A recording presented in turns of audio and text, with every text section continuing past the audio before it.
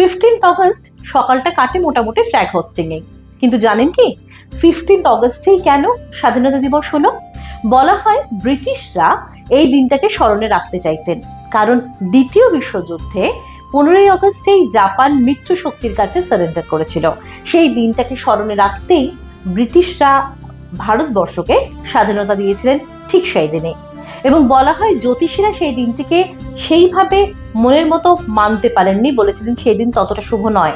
সেই জ্যোতিষীদের কথা খানিকটা মেনেই পণ্ডিত নেহেরু 14 অগস্ট মধ্যরাতে লালকেল্লায় পতাকা তুলেছিলেন। 15 আগস্ট সকাল 8:30টায় সমস্ত মন্ত্রীরা শপথ দিলেন। 15 আগস্ট সকাল 10:30টায় গণপরিষদে তোলা হলো জাতীয় পতাকা। সেদিন সন্ধ্যায় আতশবাজির মেলা হয়েছিল দিল্লিতে। দিল্লি ছিল সরগরম, তবে ভারতবর্ষের দুটি রাজ্য কিন্তু একটু মনমরা ছিল, একটি পশ্চিমবঙ্গ, অন্যটি অবশ্যই পাঞ্জাব, কারণ স্বাধীনতার বিনিময়ে তারা দেশভাগের যন্ত্রণাও পেয়েছিল। স্মরণ করি সমস্ত বীর বিপ্লবীদের, যাদের জন্য আমরা স্বাধীনতা পেয়েছি।